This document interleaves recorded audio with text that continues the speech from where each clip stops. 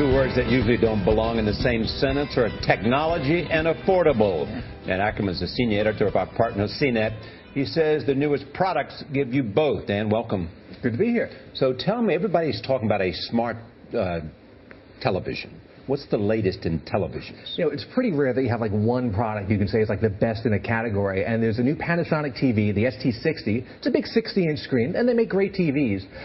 But it's like amazing image quality. You could spend $5,000, get a tiny bit better, but this thing's like $1,400, a little bit less. It's just top in almost every image quality category that we have.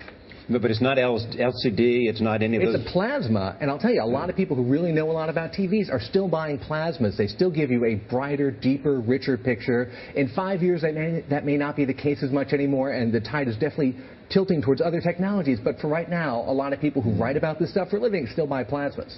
I just recently got a new DVD player just so I could get Hulu. But I understand that there are better ways to do that. I thought that was the only way I could do it. I'm not kidding. So right, people talk about Blu-ray player just Hulu and Netflix and stuff, but how do you get that onto your TV? You can do it through a lot of DVD players or your Xbox, or some TVs have that built in. But if you don't have any of that stuff, Roku is a little company that makes a $99 box. They actually make even cheaper $50 versions. It's just a little box, plugs into your TV, connects to your Wi-Fi or an internet cable, and it does Netflix and Amazon streaming and Hulu and tons of streaming media right on your TV. Where were you 2 weeks ago? I know, exactly. Where were you? Where were you, Mr. Ackerman, 2 weeks ago? This is the perfect mom gift. I actually got one of these for my mother a couple years ago. Okay. Never too late. Let me ask you about, iPad, tablets, very popular, but you've got something really interesting here. Yeah, people are trying to figure out. Like some people like tablets, some people like laptops. How do you bridge the gap between them? This is the Acer Aspire R7. Looks kind of like a regular laptop, but the screen actually tilts out like this, and you can adjust it a lot. You can flip it behind it, so it's sort of a presentation mode.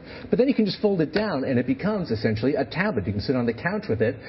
So it's a very experimental design. I'm not going to say it's the most successful experiment ever. There's a couple of weird quirks about it. I'm not crazy about like moving the touchpad to the other side of the keyboard, but I'm really in favor of anybody being bold and experimenting with stuff. All morning long we've been talking about a new way of taking your pictures, because most people use their smartphones, but you're saying there's still a camera that's better than a smartphone? Those little cameras that people used to buy years ago, well, people don't buy them as much anymore because they use their phones, and the phones are great, but they're not as good as even a basic point-and-shoot camera, but they're really, big and bulky. This Canon PowerShot N is a new camera. It's pretty small, so you don't have to worry about having a phone and this camera in your pocket. It's got a touch screen that swivels out. It's even got Wi-Fi, so you don't have to plug it in to get the pictures off. You said something interesting, that a smartphone is not as good as a camera, even still. Yeah, I mean, the best smartphones are really good as cameras, but they actually don't take good photos in low light. That's something to watch out for. All right, Dan Ackerman, thank you so much. Thank you.